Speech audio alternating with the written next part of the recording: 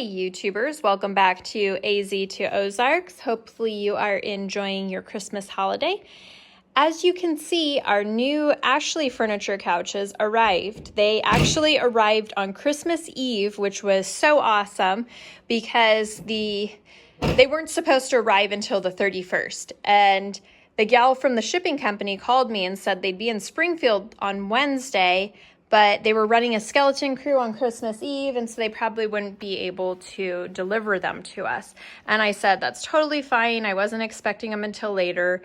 And she said, you don't need them before Christmas? And I said, no, it's okay. I said, we're just hanging out in lawn chairs. And much to my surprise, that Christmas Eve morning, I received a text saying they were on their way. So super cool. We don't have a recliner yet. That's still on order, but these are really cozy and we're happy with their appearance and everything.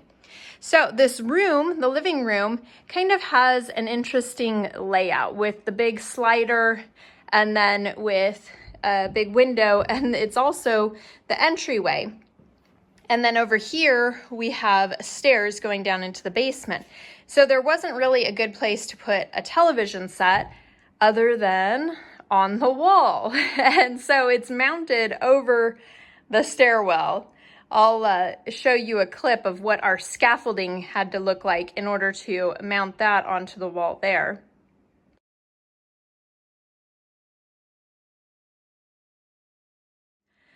But we didn't want to have cords hanging around everywhere, and the room behind this is actually our son's room. And so Rick wanted to pull the power through the wall so we wouldn't have cords running everywhere. And he has now done that. And I don't know if you can see through back here. I think it's too dark. Anyway, he put a nice little outlet right back there with the cords tucked in nicely, and I'll show you what he's working on the other side of the wall. In the bedroom here, there is the outlet down here, and so Rick had to figure out how to get the wiring up there to where it would be behind the TV, and so he had to cut out this big section of drywall and wire a junction box there, which is where it comes through the other side. And now he is working on adding drywall. And I don't know if you guys remember in the kitchen I was working on drywall. Well, the piece I had cut out made the amount of drywall he had available less. And so he's actually having to do this with 2 sections of drywall to cover that hole. So yeah, that's kind of what we're working on over this Christmas holiday, getting things a little bit more cozy inside the house. You can see the wires down here, so where they run from the outlet here, and they run through the 2x4s there. Where's my focus? There we go. And then he pulled it up to come up to this junction box, going through the wall to having an outlet on the other side. While the first coat of mud is drying upstairs on the drywall, we're down here in the basement in this small room that has the leak. Now it hasn't leaked since Rick put foam all around the outside of the window, and there's rotten siding out there, and he sealed up those cracks. Now it's not leaking, but we still will be addressing this crack and digging it out and sealing it up properly.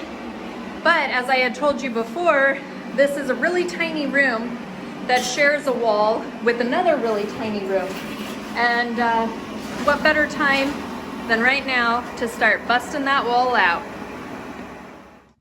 So sometimes the easiest way to remove the drywall is from the back side. So if you can get this wall out of the way, you can get to the back side of the other one a lot easier. See, look, you can see right through now. Oh yeah, there's the other room. See, that way you can push the other one out. I told you there was another room in there.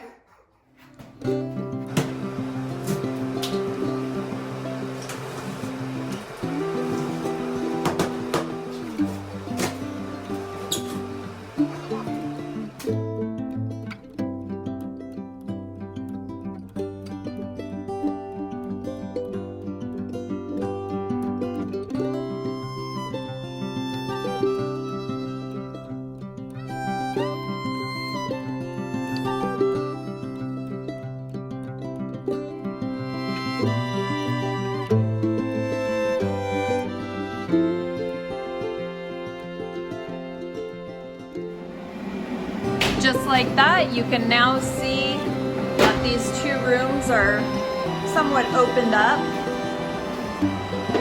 And over here, the walls do not perfectly align, so this wall was a little bit further over than this wall. So we'll just have to have a little blocked off there. There's a closet on the other side of that, a hall closet, and then there's a bedroom closet in this side. Now we moved outside in order to see what we could do to get the goat pen ready for animals, because next weekend there is an animal auction here in town and we want to go check it out. And we already have this existing goat pen out here, but it is totally overgrown by trees and weeds and thorn bushes and all kinds of things. So we want to see what we can do to get it ready. This is our pen for goats or something, but it's way overgrown. Got to get at least the big tree branches out of here before we can put anything in.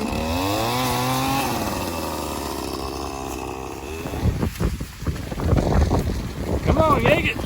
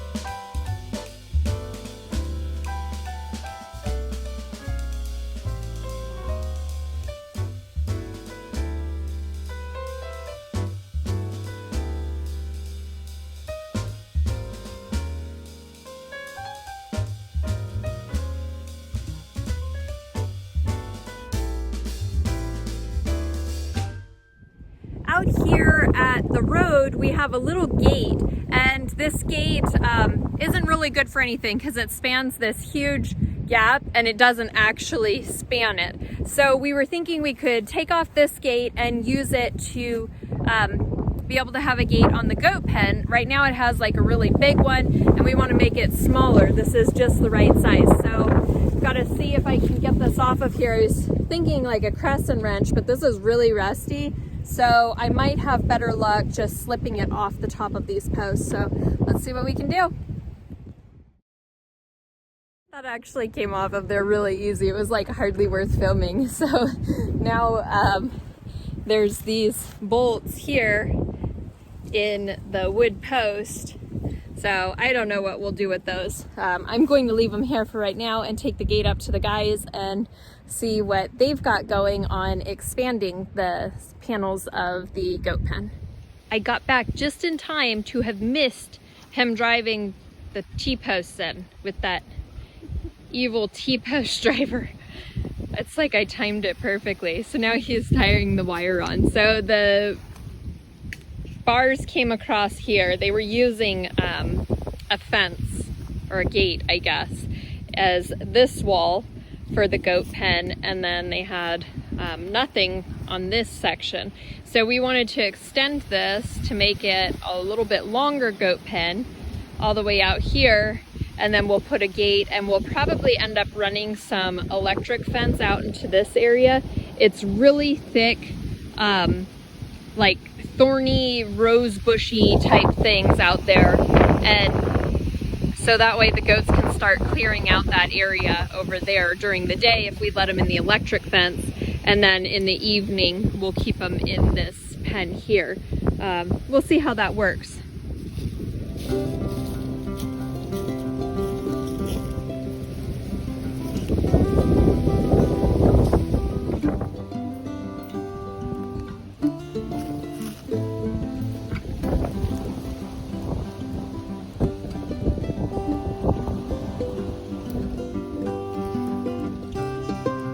This T-post is in the wrong spot, so they've got to pull it out.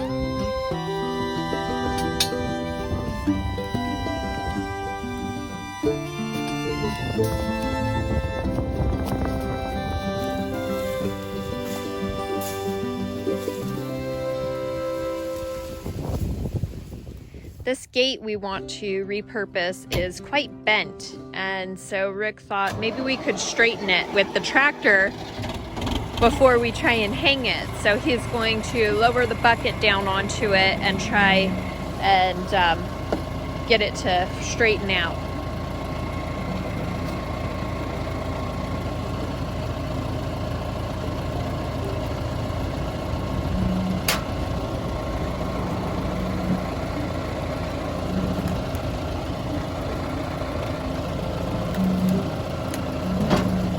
See it bent down there. It looks like that might have straightened it out. Let's take a look and see. Looks like that straightened it.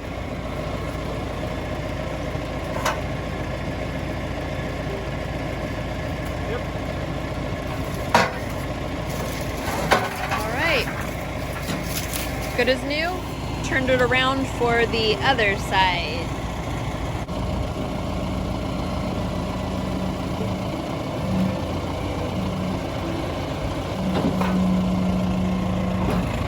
Have a look at that.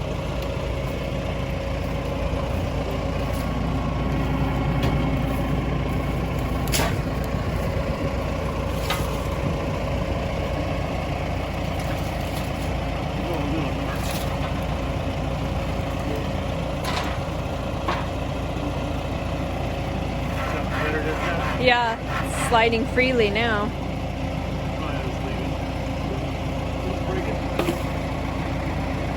Now that the fence is all hooked up and we have the gate here, we need to cut this part of the fence so that obviously the doorway can be open.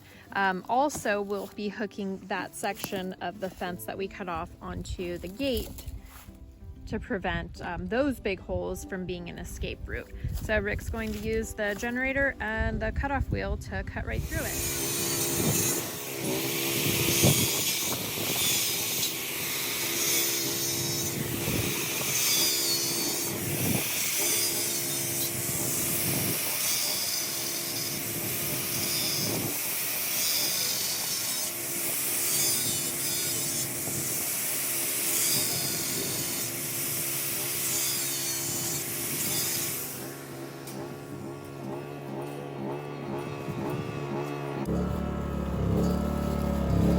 Left little sharp edges here, and so next he'll use the sanding wheel to smooth that down so it's not sharp.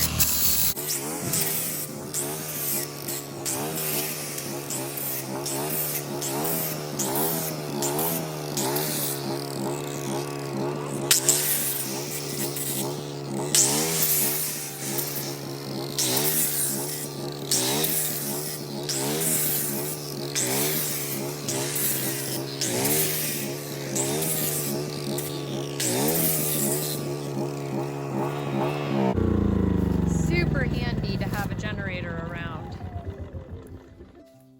All right, the goat pen is looking really a lot better. So it was all overgrown with big thorny vines and brush, and we got that all trimmed up and chopped out of there. The gate is now installed from the front gate, repurposed over here and covered with the cattle panel, so no escapees can come out of there. We also extended the goat pen by 1 panel, so that's 16 feet longer, making it now 48 by 16. So this will be a pretty nice little goat pen, and it makes us ready for the cattle auction this coming Saturday. I think we are going to call it a wrap for the day, and the sun is starting to set on us. It's just really beautiful over there. There's our giant Missouri tree. So I hope you guys enjoyed this video. If you did, give us a thumbs up and subscribe for more updates in the future.